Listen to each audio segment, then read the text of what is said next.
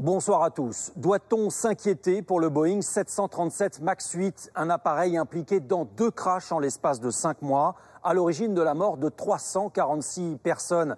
Un avion cloué au sol dans le monde entier, une décision rarissime qui cache mal de nombreuses questions. Alors ce soir, on ouvre le dossier de l'avionneur américain à travers 2 enquêtes, dont une sur le MH370. Crash, disparition, les avions maudits de Boeing. C'est tout de suite dans Complément d'enquête.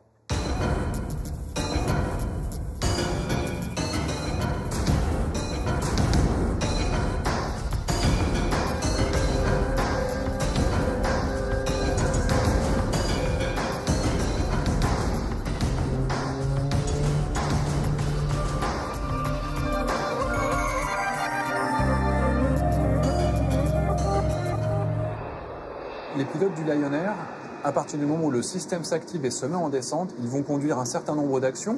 Ils vont essayer de mettre la main sur cette roue qui est en train de se dérouler. Ils vont tirer sur leur manche. Ils vont activer le système sur leurs doigts qui leur permet justement de compenser cette roue et de la faire tourner dans l'autre sens. Mais immanquablement, le système recommence à se mettre en descente. Et cette roue recommence à rouler et à mettre l'avion en piqué. 189 morts en Indonésie, 157 en Éthiopie, 2 accidents et un seul type d'appareil, le 737 MAX 8. Alors y a-t-il un problème de conception, de formation? L'assistance électronique est-elle trop poussée? A-t-elle pris le pas sur le pilotage manuel?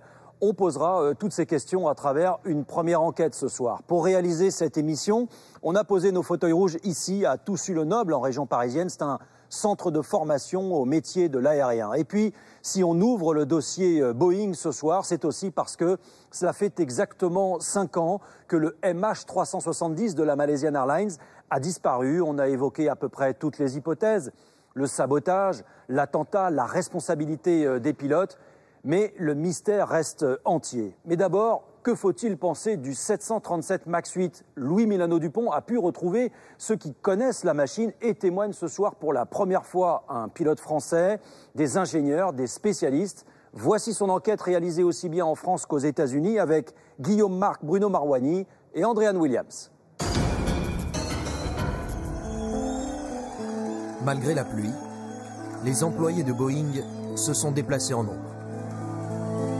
C'est un grand jour à Seattle. Merci à vous tous pour votre super boulot. C'est grâce à vous tout ça. C'est le résultat d'un énorme travail d'équipe dont nous sommes très fiers.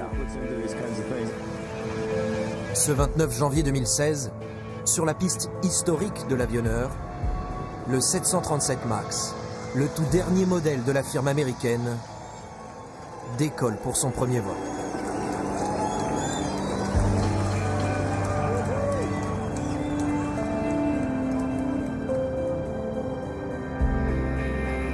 À l'atterrissage, des pilotes tout droit sortis du film Top Gun. L'inauguration est un succès. Je me suis rendu compte que c'est le premier avion de notre 2e siècle d'existence. Et je dis juste, waouh, quelle machine incroyable. Moins de 3 ans plus tard, la belle histoire du 737 MAX s'est transformée en tragédie. Le 29 octobre 2018, un appareil flambant neuf, livré 2 mois plus tôt à la compagnie indonésienne Lion Air, se crache au large de l'île de Java. 189 personnes étaient à bord.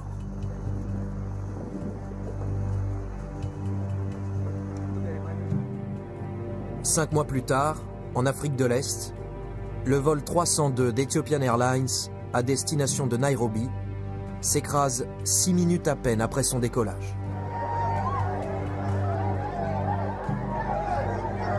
« 157 morts. De nombreuses nationalités parmi les victimes. 9 passagers étaient français. 2 crashs en quelques mois et à chaque fois, le même modèle, 737 MAX. Vraiment, quand on regarde les 2 courbes qui correspondent à l'altitude de ces 2 vols, on a des similitudes qui sont tellement importantes qu'on a vraiment très peu de doutes. En 48 heures, partout dans le monde, le fleuron de la firme américaine se retrouve cloué au sol. Interdit de vol. Les boîtes noires de l'Ethiopian Airlines ont été confiées à la France, au bureau d'enquête et d'analyse. Pas de conclusion définitive, mais déjà des éléments qui mettent en cause le constructeur. Comment expliquer ces 2 crashs successifs pour un avion qui sort d'usine? Boeing a-t-il négligé la sécurité de ses appareils pour des raisons économiques, comme l'affirment de nombreux experts?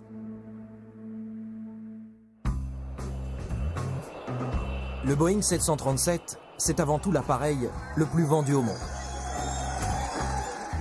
Inauguré à la fin des années 60. À l'époque, l'appareil peut transporter une centaine de passagers. À son bord, le poste de mécanicien est supprimé. Plus moderne, plus performant, l'avion bouleverse le marché de l'aviation civile. À Air France, comme à Lufthansa, on sait depuis longtemps que la solution miracle s'appelle Boeing 737, un avion moderne, parfaitement adapté aux courtes étapes et aux faibles flots de trafic. 50 ans plus tard, le 737 est devenu un mythe.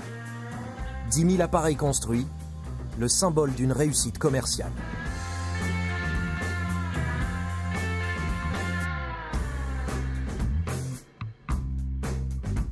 Le MAX, c'est la dernière génération. Un avion plus rentable, qui consomme moins de carburant. Ses réacteurs, plus lourds, plus grands, ont été déplacés un peu plus à l'avant de l'appareil. Le centre de gravité de l'avion a donc été légèrement modifié. Afin d'éviter les risques de décrochage, Boeing a installé un dispositif automatique qui stabilise l'appareil, appelé MCAS. Pour cet expert en sécurité aérienne, c'est ce nouveau système qui pose problème. Il peut surprendre les pilotes pendant leurs manœuvres, notamment au décollage. La grosse différence pour les pilotes par rapport aux versions précédentes du Boeing 737, c'est qu'on a un système qui prend le dessus sur le pilote pour essayer de le protéger. Ce système de protection devait empêcher l'avion de se mettre trop en montée et devait remettre gentiment l'avion à plat. Le problème, c'est que ce système n'est basé que sur une seule sonde, et ce système, quand il se trompe, il considère que cette sonde est la bonne puisqu'il n'a pas d'autre référence, et il va par erreur commencer à se mettre progressivement en descente alors que ça n'aurait pas été nécessaire. C'est exactement ce qu'il s'est produit à bord du Lion Air. Le 29 octobre, au petit matin, les passagers embarquent à bord d'un appareil comme celui-ci. À 6h20, l'avion quitte l'aéroport de Jakarta, direction l'île de Bangka. Moins de 2 minutes après le décollage, les pilotes signalent un premier problème. Ils n'arrivent pas à maîtriser leur avion, qui perd de l'altitude. Ils ne le savent pas, mais le système MCAS, renseigné par une sonde défectueuse, vient de se déclencher automatiquement et oblige l'avion à descendre. D'après la courbe d'altitude, c'est le début d'une lutte entre les pilotes et la machine. Elle va durer plus de 10 minutes. Dans le cockpit, reconstitué grâce à ce simulateur, l'instrument qui permet aux pilotes de stabiliser manuellement leur avion, c'est ces trous. Mais impossible de l'arrêter. Les pilotes du Lion Air, à partir du moment où le système s'active et se met en descente, ils vont conduire un certain nombre d'actions. Ils vont essayer de mettre la main sur cette roue qui est en train de se dérouler. Ils vont tirer sur leur manche. Ils vont activer le système sur leurs doigts qui leur permet justement de compenser cette roue et de la faire tourner dans l'autre sens. Mais immanquablement, le système recommence à se mettre en descente. Et cette roue recommence à rouler et à mettre l'avion en piqué. Après 12 minutes de vol, l'avion se crache dans l'océan. Pourquoi des pilotes expérimentés n'ont-ils pas réussi à désactiver ce système MCAS? Selon cet expert, ils n'étaient tout simplement pas au courant de son existence. Et lorsqu'on a mis en place ce système de protection MCAS, ils n'en ont pas été informés. C'est-à-dire qu'ils se sont retrouvés avec une situation dans laquelle ils ont leur avion qui se met en descente, ils ne savent pas que c'est une protection, ils ne savent pas que l'avion est en train de se tromper et de les protéger par erreur, et donc ils ne savent pas qu'ils doivent contrer leur appareil et déconnecter ces automatismes. Après le crash du Lion Air, Boeing se contente d'une note de recommandation envoyée à tous les pilotes de 737. La FAA, l'Agence fédérale de l'aviation civile, publie elle aussi au mois de novembre une mise en garde. Si le système de commande de vol reçoit un signal d'entrée erroné, il y a un risque de piqué répété. Si cette situation n'est pas corrigée, elle rend difficile la maîtrise de l'avion pour les pilotes. L'avion peut perdre de l'altitude de façon importante jusqu'à l'impact avec le sol. Nous avons pu nous entretenir avec l'un des rares pilotes français de 737 MAX. Il travaille pour une compagnie étrangère. Vous avez les compétences pour le faire. Comme de nombreux pilotes, il ne comprend pas pourquoi cet avertissement est arrivé si tard. Quand j'ai lu cette note, je me suis dit que c'était une panne très critique parce qu'elle va arriver près du sol au décollage, au moment où l'équipage est vraiment occupé. C'est-à-dire qu'on a beaucoup de choses à faire à ce moment-là du vol, on décolle, on a des manipulations à faire sur l'avion pour rentrer les volets, rentrer le train d'atterrissage. Et on se dit, si ça arrive maintenant, c'est le pire moment finalement pour que ça arrive. Donc cette note, elle était la bienvenue, mais elle n'était pas rassurante.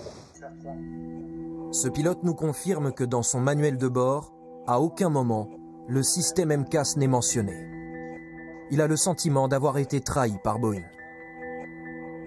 C'est incroyable que dans le design, autant que dans la documentation qui est fournie avec l'avion, on n'ait aucune information là-dessus. Ça, c'est pas criminel, mais presque quoi.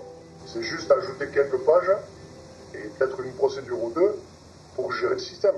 C'est pas non plus quelque chose d'insurmontable. Et c'est là où on en revient au problème économique du développement du C-37, c'est qu'ils n'ont pas voulu modifier trop profondément l'avion pour que les pilotes n'aient pas à repasser une qualification pour cet avion, qui coûte de l'argent aux compagnies, il faut développer des simulateurs, etc., etc. Donc finalement, à vouloir éviter à tout prix ce passage de qualification pour le MAX, on en arrive à finalement 2 crashs, une centaine de morts. Je ne pense pas que ce soit justifié. Des accusations relayées par d'autres pilotes. Boeing n'a pas souhaité répondre à nos questions, mais affirme dans un communiqué tout mettre en œuvre pour améliorer son système. À Chicago, non loin du siège social de la firme américaine, ce cabinet d'avocats est spécialisé dans les accidents aériens. Thomas Demetrio défend l'une des familles de victimes du Lion Air. Il a porté plainte contre Boeing.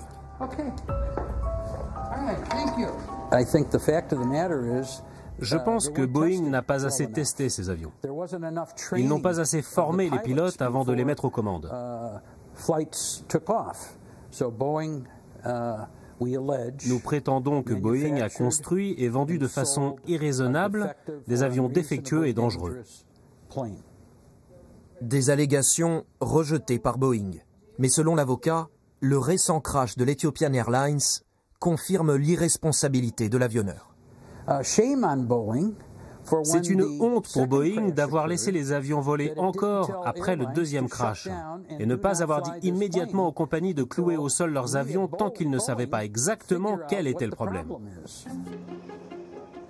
2 jours après l'accident en Éthiopie, l'Europe, l'Australie, la Chine et le reste du monde ferment leur espace aérien au 737 MAX. Mais aux États-Unis, Boeing résiste et la FAA, l'Agence fédérale de l'aviation civile, n'émet pas de restrictions de vol. 24 heures plus tard, c'est le président des États-Unis en personne qui doit prendre la décision. Nous allons émettre un ordre d'urgence d'interdiction de vol de tous les 737 MAX 8 et MAX 9. Boeing est une compagnie formidable. Ils sont en train de travailler très dur en ce moment et j'espère qu'ils vont trouver des solutions. Mais tant que ce n'est pas le cas, les avions restent au sol. Les États-Unis, réputés pour leur sécurité aérienne exemplaire, se retrouvent au cœur d'un scandale planétaire. Ces dernières semaines, la presse a révélé d'autres incidents avec le 737 MAX, dont un atterrissage d'urgence au Canada. Sur une plateforme de la FAA, des pilotes ont fait part de leurs difficultés à maîtriser l'avion. L'Agence fédérale de l'aviation civile aurait-elle été complaisante avec Boeing? Pour ce juriste spécialisé en aéronautique, la pression financière a influencé ses choix. La FAA a une double fonction. Elle est bien sûr attentive à la sécurité, aux certifications, et en tant qu'autorité de régulation, elle s'assure que les choses soient faites correctement.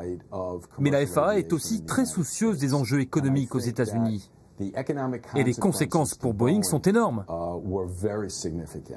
Si cet avion est immobilisé pendant 2 ou 3 mois, la facture pour Boeing sera de 1 à 5 milliards de dollars. Selon Arthur Rosenberg, dans l'affaire des 737 MAX, l'Agence fédérale de l'aviation civile serait juge et partie. La FAA a désigné des employés de Boeing à qui elle délègue son autorité. Vous avez donc des employés de Boeing dont le salaire à la fin du mois est payé par Boeing. Des employés qui sont soumis aux pressions commerciales et à la concurrence et qui agissent au nom de l'Agence fédérale de l'aviation civile pour des missions aussi importantes que certifier des avions. C'est une relation complètement incestueuse qui, je pense, sera au cœur des 3 enquêtes en cours. L'Agence fédérale et Boeing affirment que la certification du 737 MAX est conforme à la réglementation. Fait rare aux États-Unis, une enquête criminelle a été ouverte.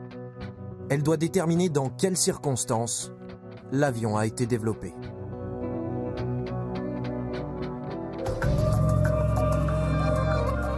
Jean-Paul Troadec, bonjour. Vous êtes l'ancien patron du bureau Enquête Analyse, ce fameux BEA qui est internationalement reconnu. Les autorités éthiopiennes ont d'ailleurs fait appel au BEA pour faire analyser les boîtes noires à propos des accidents dont on vient de parler. Elles ont déjà parlé, ces boîtes noires. Qu'est-ce qu'on peut en dire?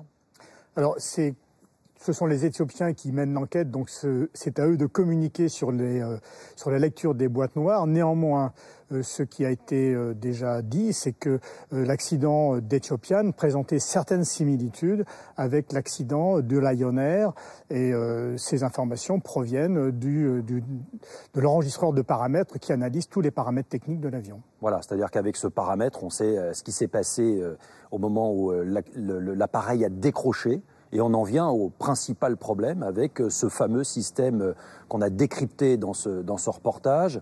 Est-ce que déjà dans sa conception, c'est pas un peu curieux de prévoir un logiciel qui retire d'une certaine façon la prérogative au pilote, qui est en pilotage manuel à ce moment-là? On lui met un logiciel qui est censé corriger ses décisions d'une certaine façon. Il est vraisemblable que les analyses qui seront faites, notamment au cours des enquêtes, montreront qu'il n'aurait pas dû être certifié sur la base de l'information provenant d'un seul capteur. Et c'est d'ailleurs ce défaut qu'est en train de corriger Boeing actuellement, puisqu'il est en train de proposer aux compagnies aériennes et bien entendu aux autorités un système qui pallie ce risque. Concernant le Lion Air, lui-même avait connu le même type d'avarie au vol aller, c'est ça ? Le vol précédent, l'accident de Lion Air, le problème était apparu, c'est-à-dire un déclenchement intempestif de ce système et qui avait été surmonté par l'équipage. Comment le pilote a réagi ? Le pilote a réagi en utilisant des procédures standards qui correspondaient à un autre cas, mais il a réussi finalement, en réfléchissant, à inhiber le système. Et c'est ce que malheureusement n'ont pas su faire les pilotes du vol suivant. C'est quand même très inquiétant tout ça. Vous êtes en train de nous expliquer que sur certains avions, en fonction de la connaissance de certains pilotes, à cause de cette assistance électronique, certains pilotes peuvent réagir, d'autres pas. Je crois qu'on est en l'occurrence dans une situation très très spécifique. Très spécifique d'un avion qui a été développé par Boeing, sans doute assez rapidement. Trop rapidement. Peut-être trop rapidement, mais là l'enquête est en cours et on en saura plus. Et en tout cas, avec une impasse sur un système critique en matière de certification. Et là, dans ce cas-là, on sait qu'il y a eu aussi un défaut d'information de la part de Boeing, que certains pilotes n'étaient pas formés, c'est ça ? Aucun pilote n'était formé. Aucun pilote. C'est-à-dire qu'en fait, le système a été mis en œuvre sur l'avion sans en informer les pilotes. Ça paraît insensé. C'est vraiment problématique, oui. Oui. C'est pas vraiment rassurant pour tous ceux qui prennent l'avion en tous les cas. Alors on sait qu'il y a environ 5737 MAX qui sont en commande actuellement. Qu'est-ce qui va se passer? Boeing va les construire, ces avions, ou pas? Pour le moment, Boeing continue à construire les avions. Il n'a pas interrompu la chaîne de production.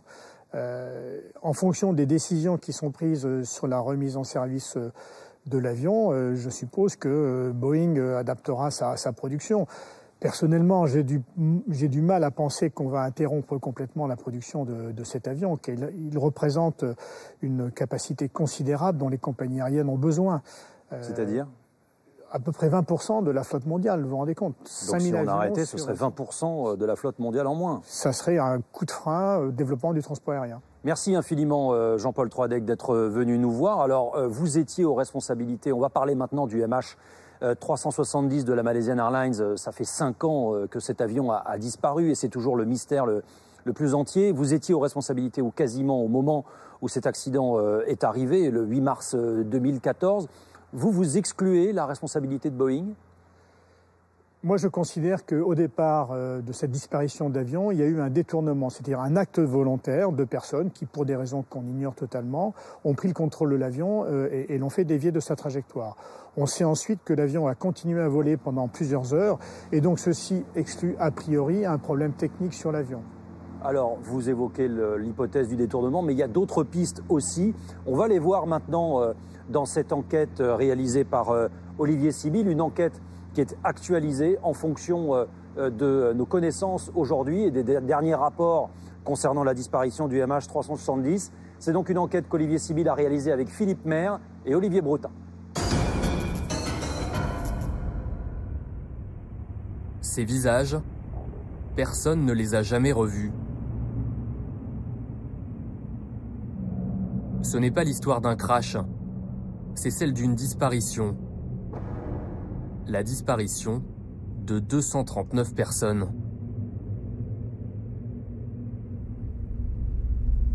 Ces images ont été enregistrées par une caméra de surveillance de l'aéroport de Kuala Lumpur. 12 membres d'équipage et 227 passagers chinois, malaisiens, australiens ou français s'apprêtent à embarquer à bord du vol MH370.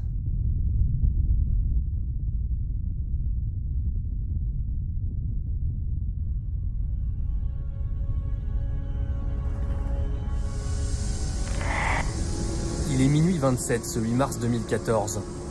Le vol quotidien de Malaysia Airlines à destination de Pékin est prêt au départ. Depuis le cockpit, les pilotes prennent contact avec la tour de contrôle.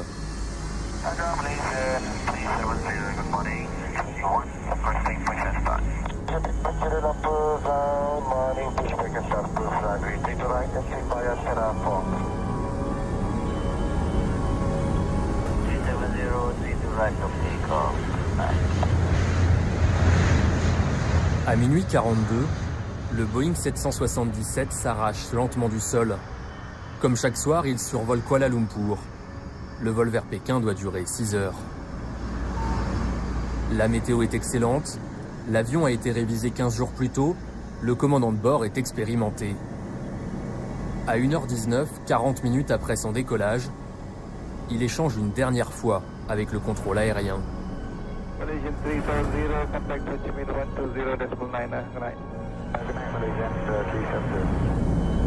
2 minutes plus tard, entre la Malaisie et le Vietnam, l'avion coupe tous ses moyens de communication et s'évanouit dans la nuit.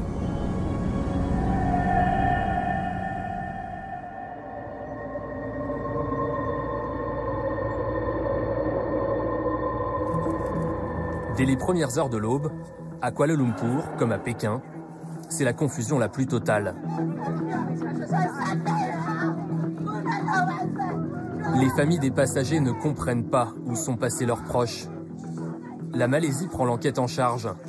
Les premières informations sont contradictoires et les journalistes maintenus à bonne distance. Une semaine après la disparition, le Premier ministre malaisien prend la parole, pour la première fois. Jusqu'au moment où il a quitté la couverture radar militaire. Ces mouvements correspondent à une action délibérée de quelqu'un à bord de l'avion.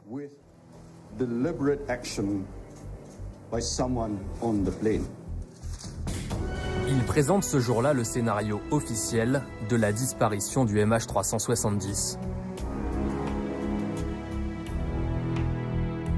À 1h21, après avoir coupé tous ses moyens de communication, l'avion aurait fait demi-tour, comme en attestent certains radars militaires malaisiens. Il aurait retraversé la Malaisie en sens inverse et changé de cap à plusieurs reprises. À partir de 2h22, le scénario s'appuie sur des données fournies par une société britannique spécialiste de géolocalisation par satellite, Inmarsat. La liaison avec l'avion n'aurait pas été complètement perdue. Toutes les heures, il aurait continué à émettre de petits signaux, des pings. Après de savants calculs, Inmarsat affirme qu'il aurait volé pendant 6 heures jusqu'au sud de l'océan Indien, où il aurait disparu pour de bon cette fois, dans une zone grande comme 15 fois la Corse. La Malaisie confie alors les recherches aux Australiens. Des dizaines d'avions, de navires et de sous-marins sont déployés. Des sonars et des caméras vidéo ultra perfectionnées vont ratisser la zone pendant des mois. La collaboration entre les deux pays semble fonctionner. Ces recherches vont continuer jusqu'à ce que tout ce qui est humainement possible soit fait pour fouiller la zone probable d'impact. 5 ans de recherche plus tard, rien. Aucune trace de l'épave, aucun corps retrouvé, 135 millions d'euros engloutis, en vain. Le MH370 est devenu le plus grand mystère de l'histoire de l'aviation. Une énigme qui a donné naissance aux hypothèses les plus folles. Sur Internet, les théoriciens du complot se déchaînent. Sur ces images, prises depuis la Station spatiale internationale, certains voient 2 ovnis géants, allongés comme des baguettes, en train de capturer l'avion. D'autres sont formels. Il a été détourné par la CIA pour récupérer un mystérieux drone ultra secret. Un dernier accuse les Russes d'avoir enterré l'avion intact au Kazakhstan.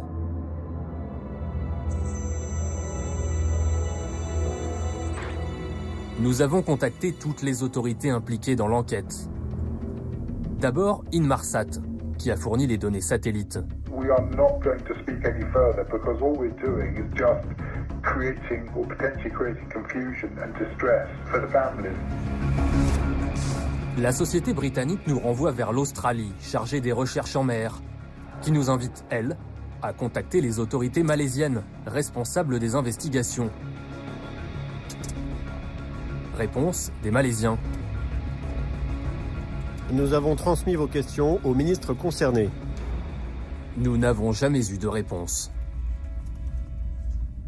C'est à ce moment-là que nous avons décidé de nous intéresser à Blaine Gibson, un Américain un peu étrange qui a trouvé au Mozambique un des premiers débris supposés appartenir au MH370.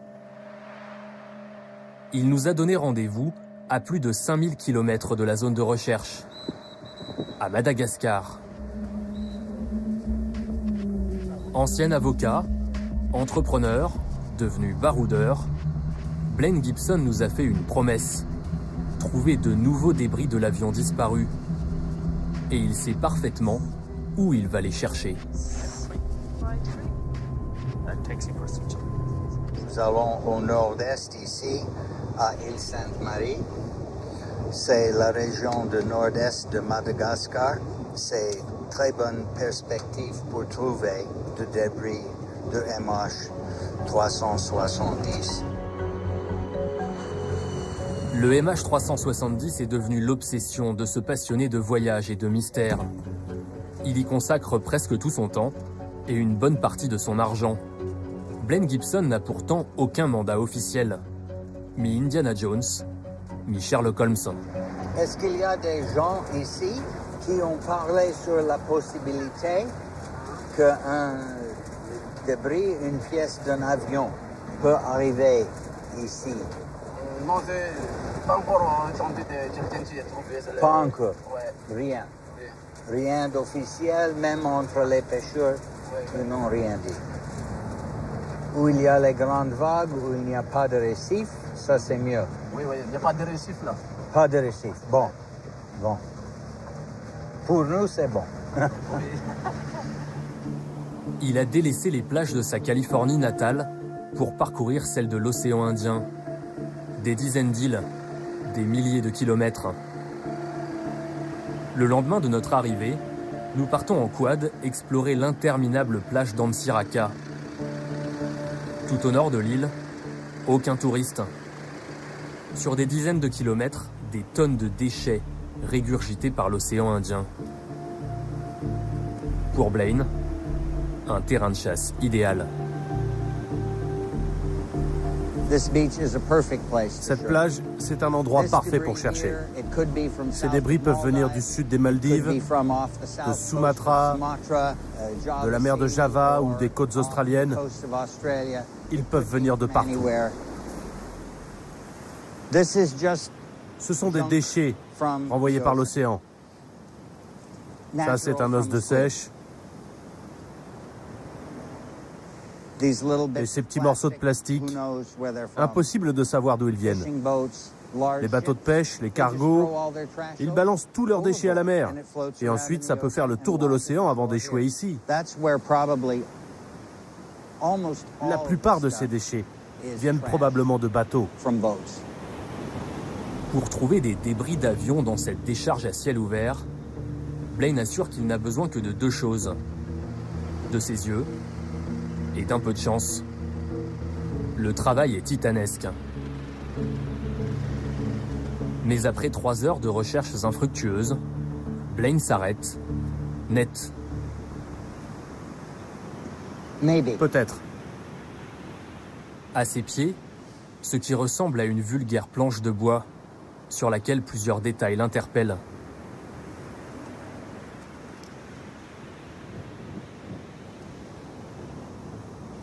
Est-ce que quelqu'un a une règle pour mesurer les trous? Une règle? Quelle distance là entre les trous? 1, 2, 3, 4 mm. Je vais vérifier dans mes notes, mais je crois que ces trous de 4 mm de diamètre, ça correspond. Dans son téléphone portable, Blaine a conservé des photos du fameux débris qu'il a trouvé au Mozambique, considéré par les enquêteurs australiens comme provenant de l'avion malaisien avec, disent-ils, une quasi-certitude. La ressemblance avec celui-ci est frappante.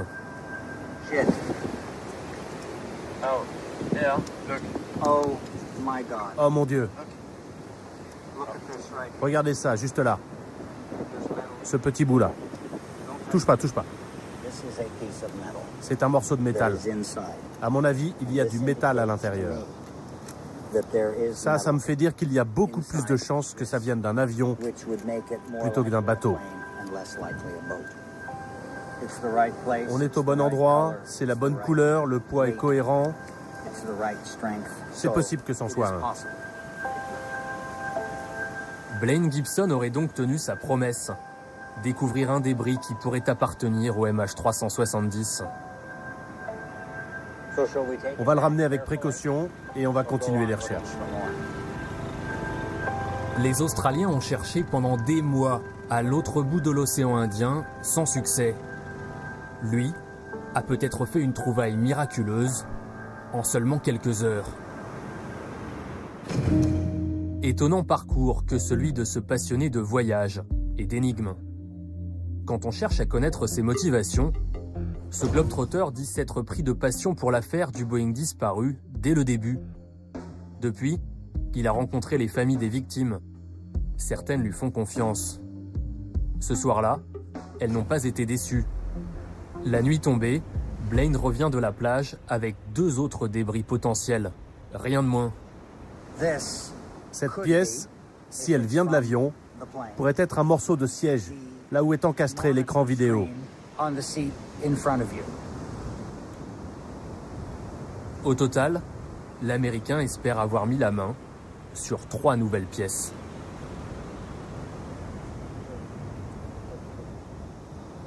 Si ces débris viennent bien de l'avion, ils prouvent qu'il s'est désintégré violemment dans l'océan Indien,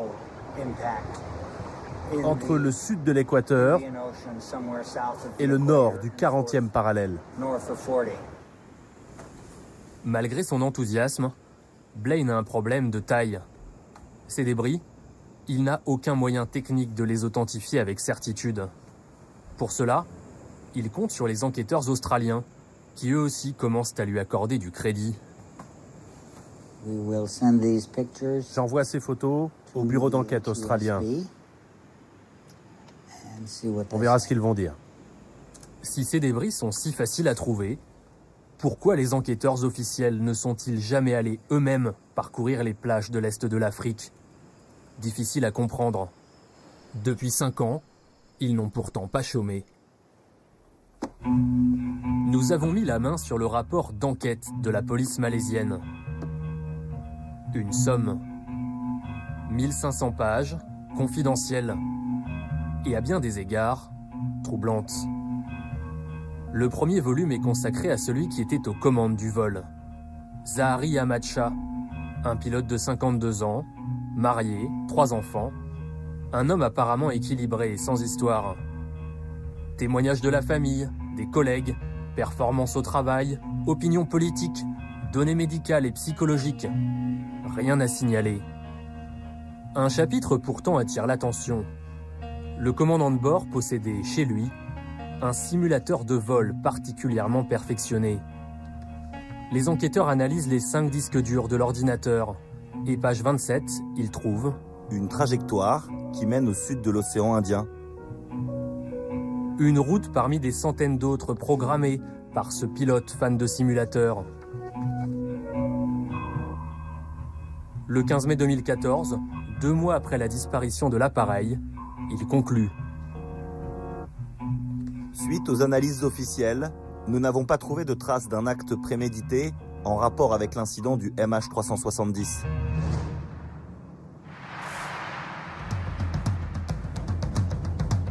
Mais dans la presse malaisienne et internationale, l'histoire s'est écrite de façon un peu différente.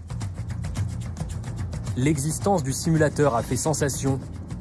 Elle a fait du pilote un coupable idéal, qui aurait planifié un vol suicide sur son simulateur pour faire disparaître l'avion au fond de l'océan. Cette campagne médiatique a stupéfait ses anciens collègues, comme Gérald Ramesh. Chez Malaysia Airlines, il était chargé de la formation des pilotes en simulateur. Selon lui, le commandant Zahari était un homme passionné par son travail, tout le contraire d'un suicidaire ou d'un terroriste. Il était très doux. Il ne se mettait jamais en colère.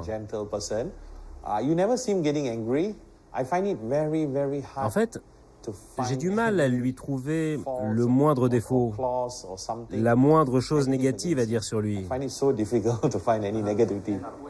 Ce simulateur, découvert par la police, le commandant ne le cachait pas, bien au contraire.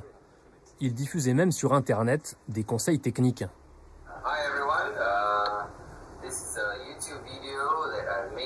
Ce jour-là, il explique aux pilotes en herbe comment faire face à une défaillance du système hydraulique.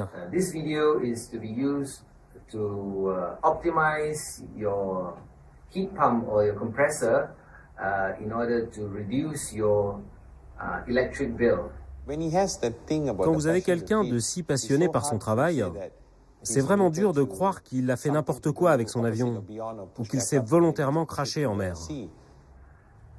Le commandant Zahari serait donc hors de cause. Mais la thèse d'un détournement reste la plus vraisemblable.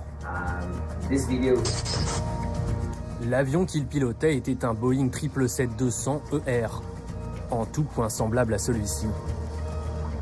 63 mètres de long, plus de 200 tonnes, et la hauteur d'un immeuble de 5 étages. A priori, pas évident à faire disparaître. Un homme debout arrive à peine au centre du réacteur. C'est quelque chose de géant. Gilles Borde-Pagès est ancien commandant de bord. 5000 heures de vol sur 777. Cet avion, il le connaît par cœur. Pour mettre la main sur un tel monstre, le rendre invisible aux yeux des radars tout en continuant à voler pendant 7 heures, il confirme qu'il n'y a qu'une possibilité, celle d'une intervention humaine dans le cockpit. Sur le MH370, tous les moyens de communication ont été coupés en quelques minutes. Le SATCOM, qui relie l'avion à plusieurs satellites, les 5 radios, et le transpondeur, qui permet au radar d'identifier l'appareil depuis le sol.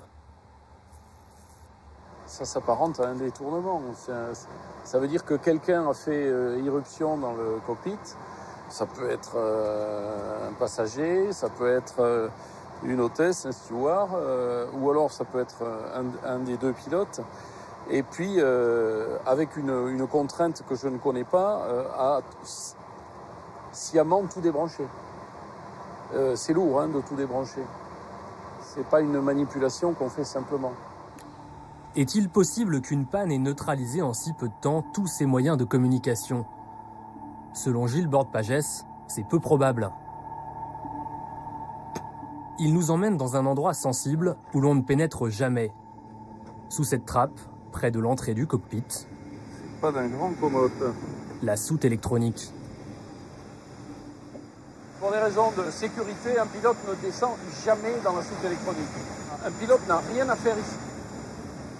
Dans cet espace incroyablement exigu, tous les instruments de navigation ou de communication, en double, voire en triple exemplaire, avec des alimentations électriques séparées. Seul un incendie pourrait expliquer une panne générale, mais les conséquences seraient incompatibles avec le scénario officiel.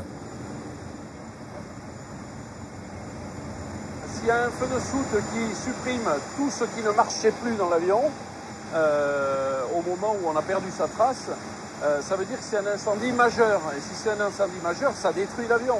Ça ne lui permet pas de voler pendant 7 heures derrière. L'intervention humaine ne ferait plus de doute. Mais qui ?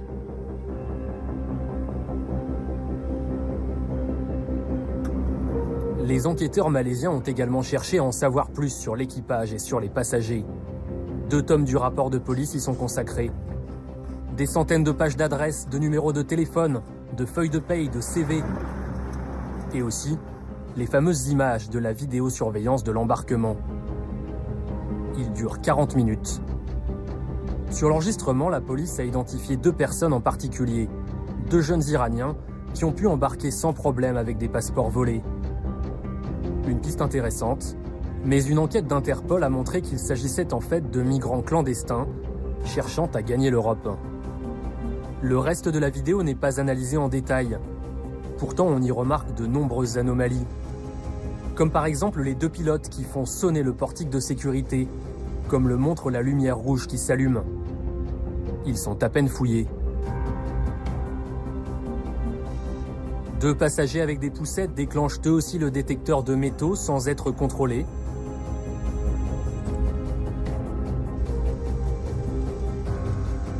Enfin, un employé de l'aéroport passe en faisant sonner le portique.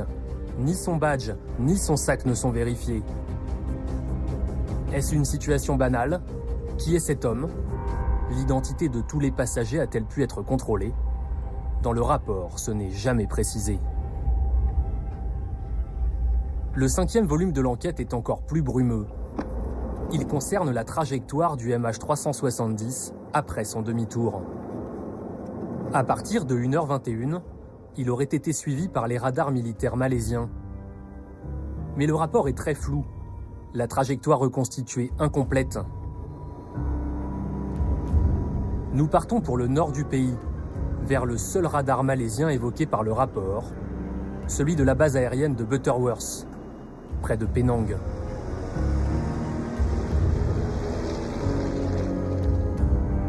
Butterworth, Le major Zaidi, ancien pilote de chasse, y a fait toute sa carrière.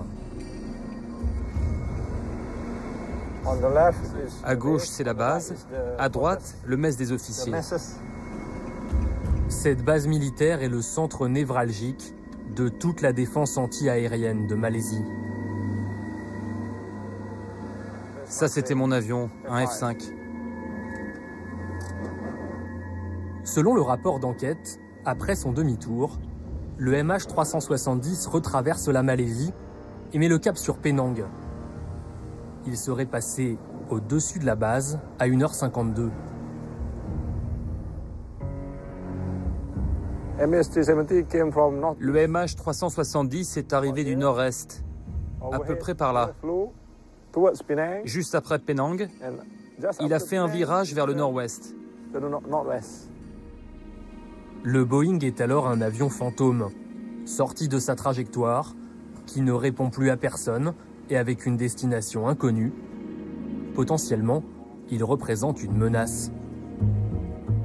Mais la réaction des militaires est pour le moins déroutante. Sur la base de Butterworth, personne ne bouge. Les militaires auraient pu savoir facilement ce qui se passait à bord. Il suffisait de faire décoller un chasseur.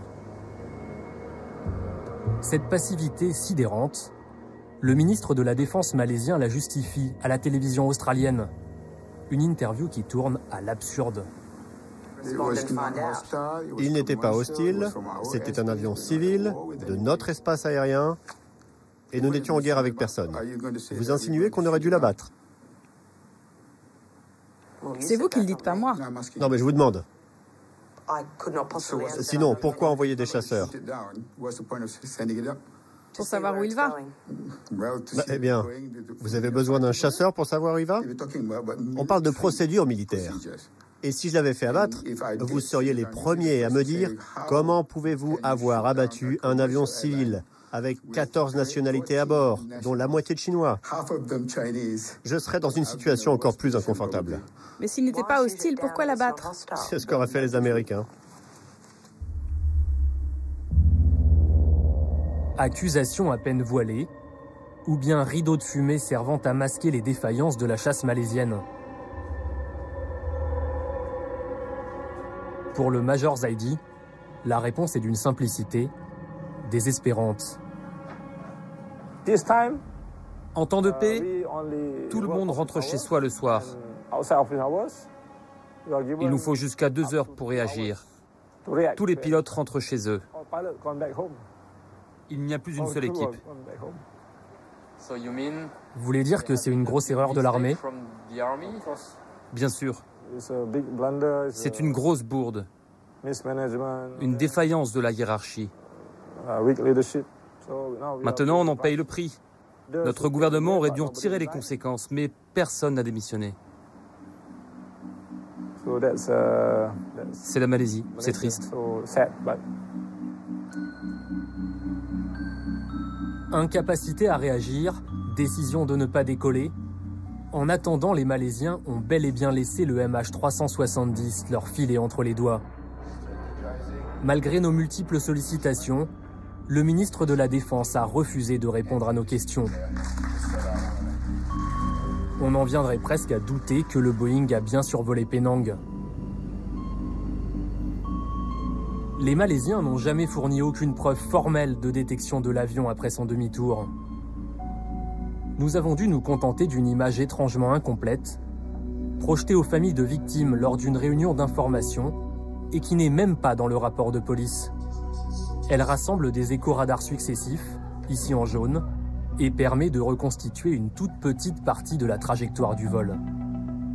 Selon les enquêteurs, les pays voisins, Thaïlande, Vietnam ou encore l'Indonésie, pourtant dotés de puissants radars, n'ont rien détecté non plus. Le radar civil indonésien de Medan a une portée de 240 000 nautiques. Mais pour des raisons inconnues, il n'a capté aucun écho. Au bout de 1500 pages, aucune certitude, aucune piste sérieuse. Trajectoire, profil du pilote ou d'éventuels passagers suspects, pas le moindre début d'explication à la disparition du MH370. Drôle de sensation. Plus on en apprend, moins on en sait.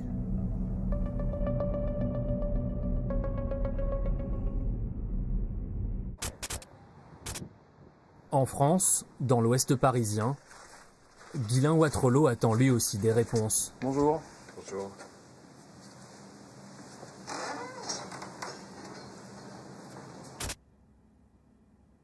Sa famille voyageait à bord du MH370.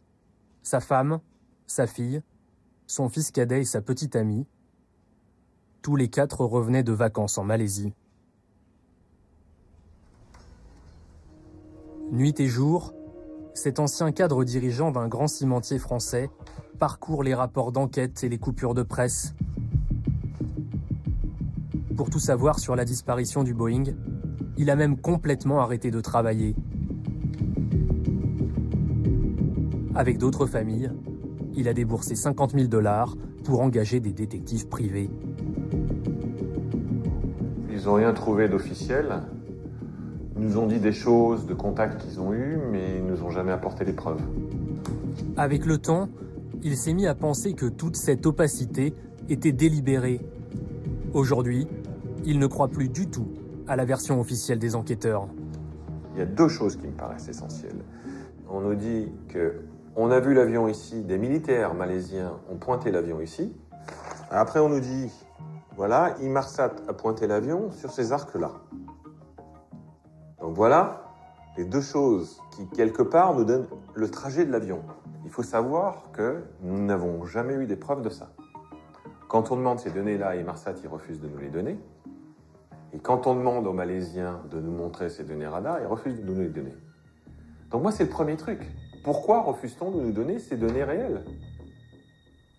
Si elles existaient, quel était le problème de nous les donner? Je suis de plus en plus sûr qu'on ne cherche pas l'avion là où il est tombé.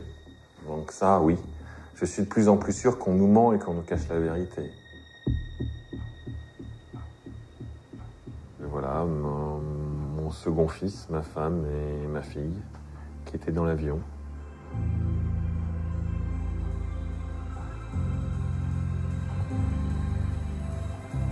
Guylain Watrelot est aussi confronté à un phénomène auquel il ne s'attendait pas. Des centaines de personnes du monde entier le contactent, par mail ou directement par téléphone. Toutes prétendent avoir résolu l'énigme du MH370. Donc voilà, là c'est une personne qui m'a contacté début septembre. Et sa théorie, c'est que l'avion a été abattu par les Chinois sur la Chine. Donc il envoie une photo, voit sur cette photo la queue de l'avion, un radar, enfin bon voilà. Sur cette image, malgré les annotations à la main, impossible de distinguer autre chose que des montagnes.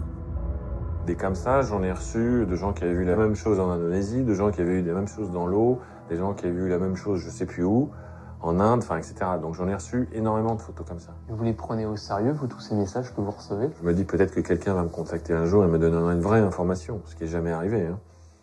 Voilà, donc j'ai pas envie de couper le téléphone, mais je manque un peu d'énergie, parce que ça fait 2 ans et demi que je travaille là-dessus, et globalement, j'ai pas avancé d'un centimètre, quoi. Dans ce fatras parfois un peu malsain, une théorie a retenu l'attention de Guylain Watrelot, celle de Marc Duguin. Ancien patron de compagnie aérienne, pilote lui-même, romancier, en décembre 2014, il a publié une longue enquête dans le magazine Paris Match. Il y laisse entendre que l'armée américaine aurait abattu l'avion. Suite à un problème technique ou un détournement, il se serait approché d'un peu trop près de Diego Garcia, une île minuscule au milieu de l'océan Indien. On y trouve une base stratégique des militaires américains. La théorie de Marc Duguin n'a rien à envier aux meilleurs complotistes. Le MH370 aurait été considéré comme une menace et détruit par un missile sol-air. Rien que ça.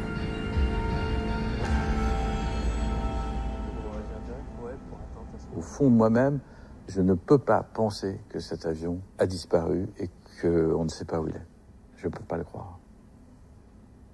J'ai peut-être tort. Moi, je suis persuadé que les gouvernements occidentaux ne disent pas la vérité et en tout cas sont dans un silence coupable vis-à-vis des familles pour des raisons politiques, pour des raisons de stratégie internationale. Le romancier a enquêté dans le milieu des services secrets français et britanniques, où il a ses entrées.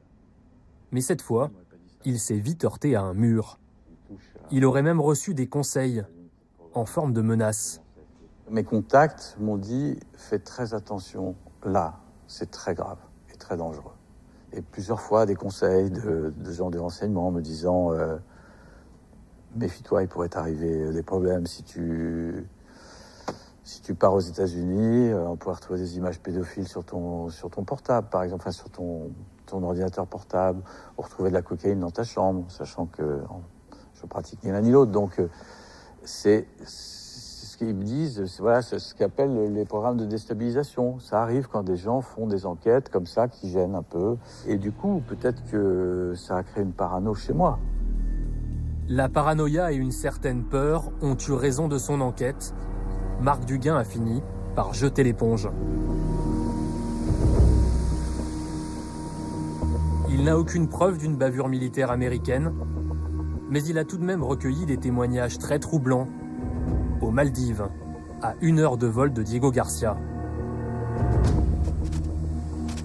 Des villageois de cette île sans touristes ont vu passer dans le ciel un avion de grande taille, comme ils n'en avaient jamais vu auparavant. Cet avion était-il le MH370 ?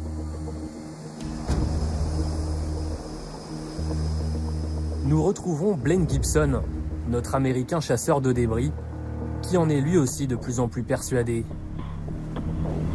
Intrigué par les témoignages des habitants de Koudaouvadou, il vient pour la 3e fois sur ce confetti, posé à l'extrême sud des Maldives.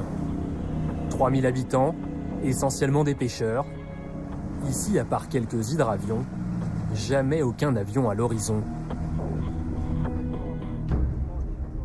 Blaine ne comprend pas pourquoi depuis 3 ans, personne ou presque ne prend au sérieux ces villageois. Comme Ahmed, qu'il a déjà rencontré. Bonjour, ça fait plaisir de te revoir. Le 8 mars 2014, vers 6h30 du matin, Ahmed se trouvait sur cette route lorsqu'il a vu un gros avion traverser l'île à basse altitude. Je l'ai vu au-dessus de moi, et puis il est parti vers le sud. Tu l'as entendu avant de le voir? Ouais. Et tu l'as vu voler, puis disparaître au loin. Oui. Et il montait, il descendait ou il volait normalement? Il volait normalement. Et est-ce qu'il y avait de la fumée qui sortait des moteurs? Non. Non. Le lendemain, Ahmed se rend au poste de police. Je leur ai dit que j'avais vu l'avion, que c'était vrai. Et qu'est-ce qu'ils vous ont répondu? Ils n'ont rien dit. Ils pensent qu'on est des menteurs. À Koudaouvadou, des témoins que la police n'aurait pas voulu croire, il y en aurait plus d'une vingtaine selon Blaine. Il nous en présente certains.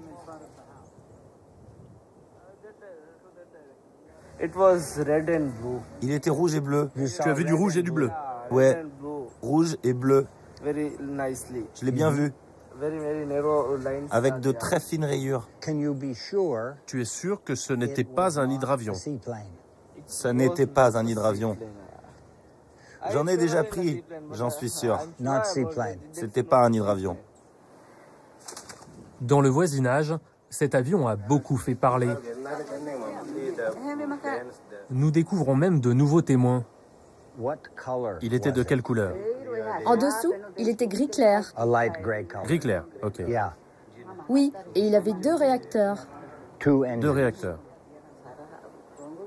Les témoignages semblent convaincants. Car après tout, quel intérêt ces villageois auraient-ils à mentir? À en croire leur description, cet avion au ventre gris clair, avec des liserés bleus et rouges et 2 réacteurs, ressemble bien au Boeing de Malaysia Airlines.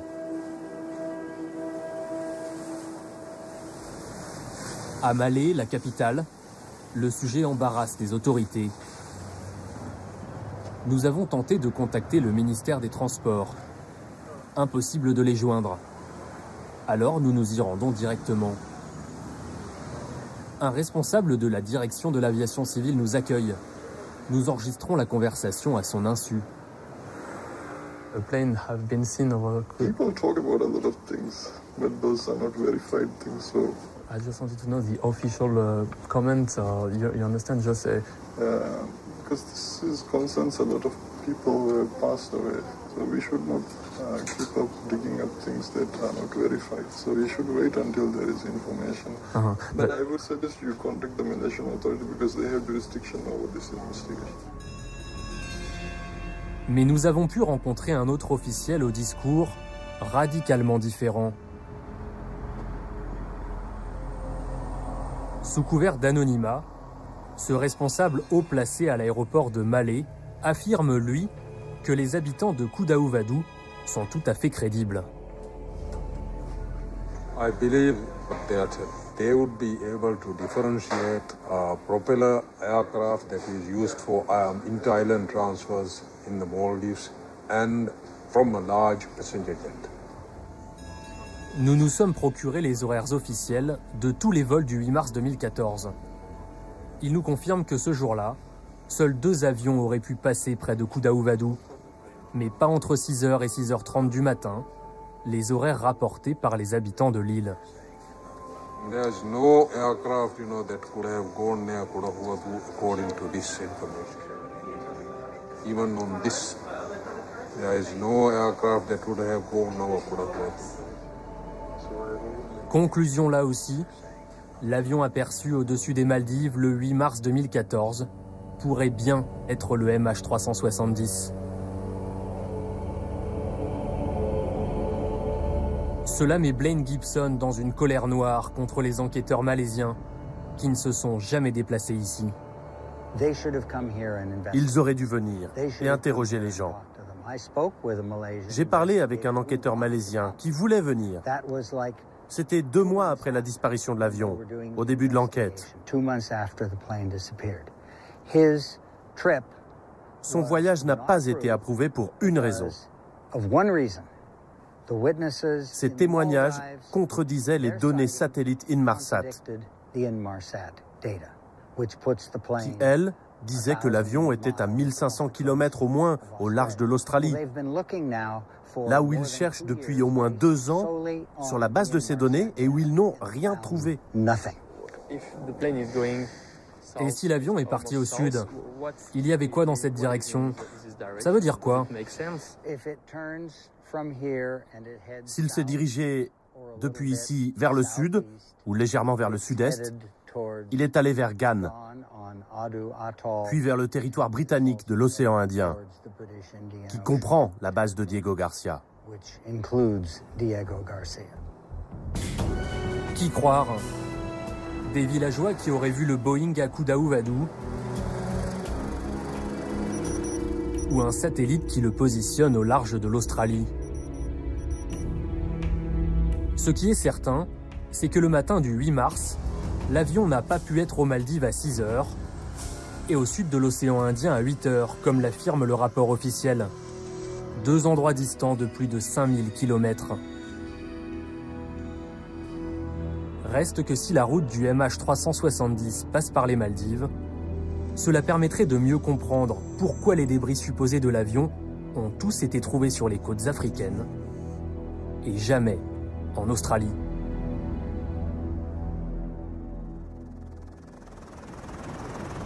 Un premier doute est né le 29 juillet 2015 sur une plage de la Réunion. Alors que les recherches patinent à l'autre bout de l'océan Indien, un morceau d'aile d'avion est retrouvé par hasard par un promeneur. Il s'agirait de ce qu'on appelle un flaperon. Un numéro de série va rapidement confirmer qu'il s'agit bien d'une pièce de l'avion de Malaysia Airlines. La justice française le saisit, le transfère aussitôt à Toulouse pour analyse. Cette découverte suscite beaucoup d'espoir. La France promet un grand coup d'accélérateur à l'enquête. Les experts mènent leurs travaux dans les meilleurs délais afin de pouvoir apporter une information complète et fiable le plus rapidement possible aux familles des victimes à qui nous pensons ce soir. Merci. Pendant 1 an et demi, biologistes, experts des courants marins et ingénieurs de l'armée ont travaillé à l'abri des regards. Nous avons pu consulter leurs rapports. Pour comprendre les causes de la disparition de l'avion, ils ont cherché des traces d'explosifs, examiné la façon dont la pièce s'était rompue. Pour déterminer l'endroit du crash à partir duquel le flaperon aurait commencé à dériver, ils ont testé sa flottabilité dans une piscine d'eau de mer, étudié les courants de l'océan Indien et même disséqué les coquillages accrochés à sa surface. Les conclusions du rapport sont plutôt décevantes et surtout très imprécises. Il s'agit donc bien du flaperon droit du vol MH370. L'identification formelle du flaperon place sans aucun doute l'épave dans l'océan Indien. L'océan Indien, c'est très grand. Mais l'une des annexes passionnantes a fuité sur Internet. Elle concerne une étude réalisée par Météo France. Les experts ont tenté de reconstituer en sens inverse le parcours du flaperon, avec une inconnue de taille. A-t-il été poussé par le vent, ou surtout porté par les courants complètement immergés, comme le laissent penser les coquillages? Au bout du fil, l'un des experts de Météo France. J'ai examiné les 2 hypothèses qui donnent évidemment des dérives très différentes. J'ai des probabilités plus ou moins fortes. Après, oui, il viendrait plutôt plus au nord. Oui. Dans les conclusions, une hypothèse s'en sort nettement mieux que les autres. Les lieux où pouvait se trouver le flaperon le 8 mars 2014 se situent beaucoup plus au nord, sur de vastes zones océaniques allant de l'est de Diego Garcia à l'ouest-nord-ouest de l'Australie. La probabilité associée est au minimum de 70%. Autrement dit, l'épave est peut-être dans cette vaste zone, alors qu'on la cherche, ici. Et ce n'est pas tout. Des débris supposés du Boeing à partir du printemps 2016, on en a trouvé de plus en plus. Tous à l'ouest de l'océan Indien. Afrique du Sud, Tanzanie, Mozambique, île Maurice et bien sûr à Madagascar. Souvenez-vous des débris que nous avions trouvés sur la plage de Sainte-Marie. Nous avons tenté de faire authentifier l'un d'entre eux. À Kuala Lumpur, l'un des directeurs de Malaysia Airlines a fini par accepter de nous rencontrer. Ce sera notre seul et unique contact avec un représentant de la compagnie aérienne. Vous voyez, c'est le bureau de la direction des vols, dans ce bâtiment. Fouad Charouji se souvient parfaitement de cette nuit du 8 mars 2014. Il était là. Je suis arrivé ici vers 4 heures du matin. Il m'a fallu du temps pour venir de chez moi. On m'avait réveillé à 2h30. Depuis le tout début, Fouad Charouji gère la crise médiatique et les relations avec les familles. Aujourd'hui, sa compagnie est censée collaborer avec les enquêteurs. Mais il reconnaît, un peu gêné, ne pas savoir grand-chose. Incroyable, il n'a même jamais entendu parler de ce que nous allons lui montrer. Regardez. Cette pièce, on pense que c'est la plus intéressante. Vous pensez que ça peut provenir d'un écran de la cabine de la classe économique? C'est possible ou pas? Oui, c'est possible. C'est possible. Mais il faudrait faire analyser ça par des experts.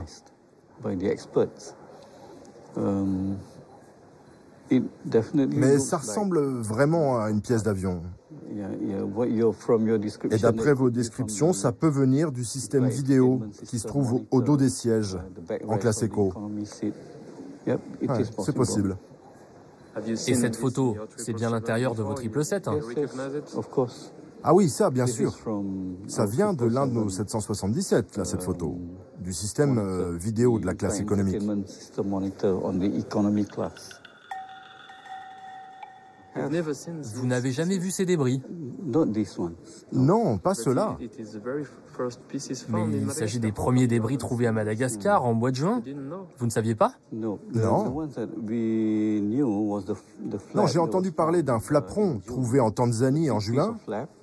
Une grosse pièce de flaperon qui a été envoyée en Australie. Ces débris sont toujours à Madagascar? Il faudrait les faire expertiser. Tous les débris peuvent nous apporter des réponses. Le directeur de la cellule de crise de Malaysia Airlines découvre, grâce à France 2, l'existence de plusieurs débris potentiels récupérés 3 mois plus tôt. Très rassurant. Depuis notre tournage, ces débris ont finalement été authentifiés comme venant très probablement du MH370. Ils ont rejoint la vingtaine de pièces identifiées par les enquêteurs. Quelques morceaux d'ailes, un cache de réacteur, des éléments de cloison intérieure. Mais de nombreux autres n'ont toujours pas été récupérés. Ces découvertes auraient pu ébranler les Australiens, les faire chercher ailleurs. Il n'en est rien.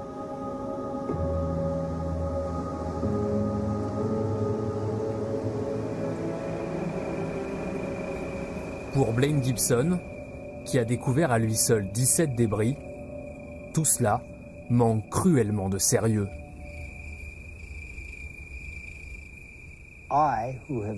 Moi, qui n'ai jamais été conspirationniste, pas du tout, qui suis exactement l'inverse, je commence à croire à un énorme complot, ou une volonté de maquiller la vérité. Ça m'inquiète. Je ne veux pas y croire. Et ils pourraient éviter ça en faisant leur boulot, en allant simplement chercher les débris. Mais ils ne le font pas.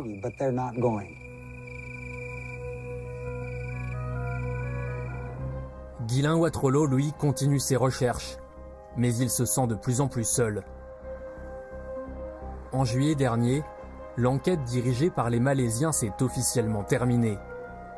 Dans leur rapport final, les experts concluent qu'ils ont été incapables d'établir la véritable cause de la disparition du Boeing. Le MH370 reste le plus grand mystère de l'histoire de l'aviation.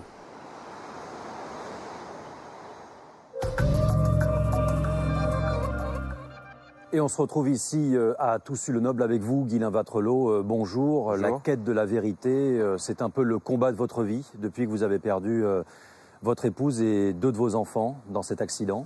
C'est mon combat depuis 5 ans. J'espère que ce ne sera pas le combat de ma vie, mais effectivement, c'est mon combat depuis 5 ans. Ouais. Comment se fait-il, tout bêtement, qu'on ne sache rien ou quasiment rien 5 ans après le drame? C'est le plus grand mystère de l'aviation.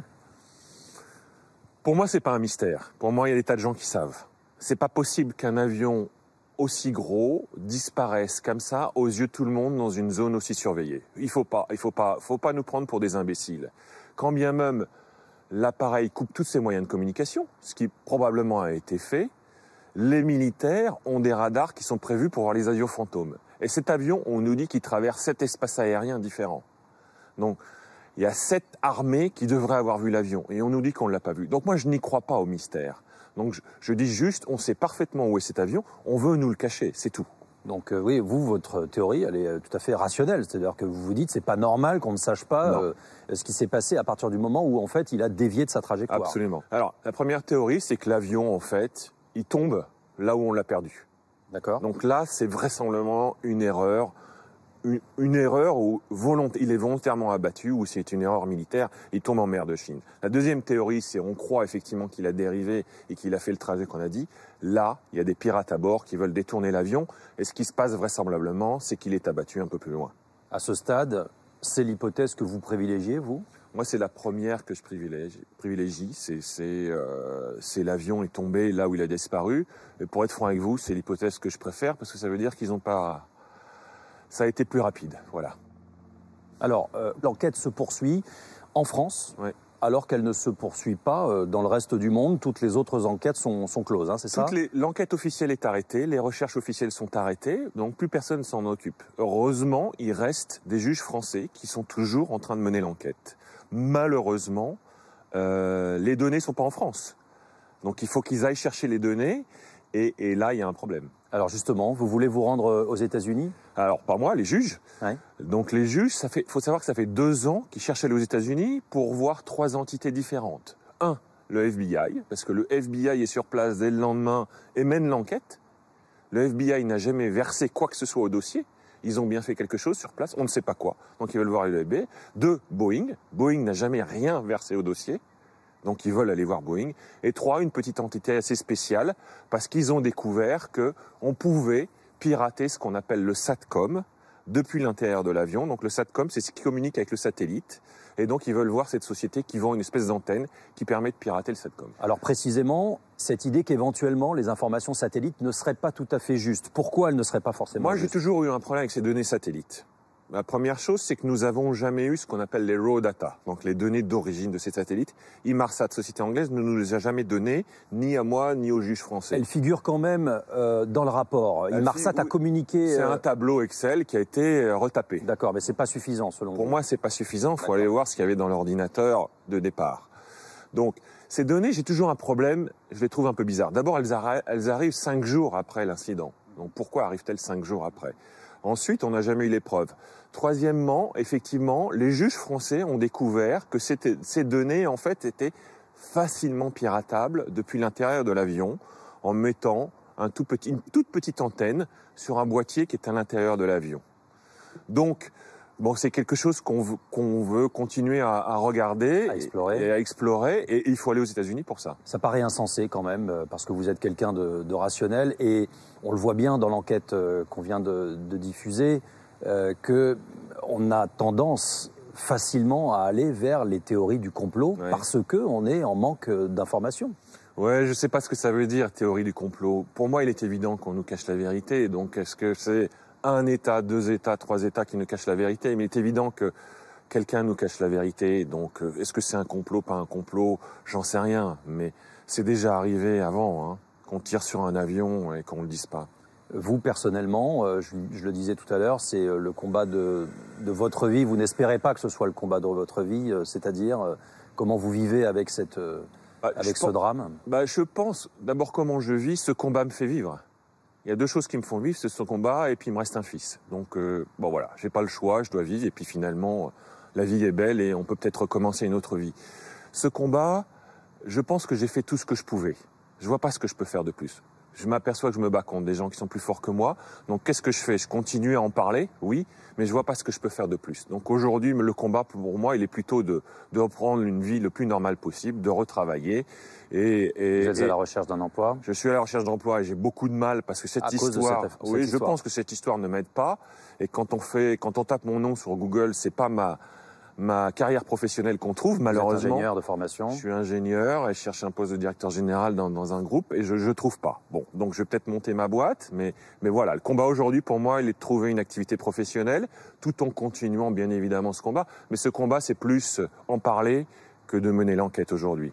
Merci Monsieur Vattrelot d'être venu jusqu'à nous. C'est la fin de ce complément d'enquête à la rédaction en chef de l'émission. Je remercie Thomas Auro, Samuel Humez et Lionel Feuerstein.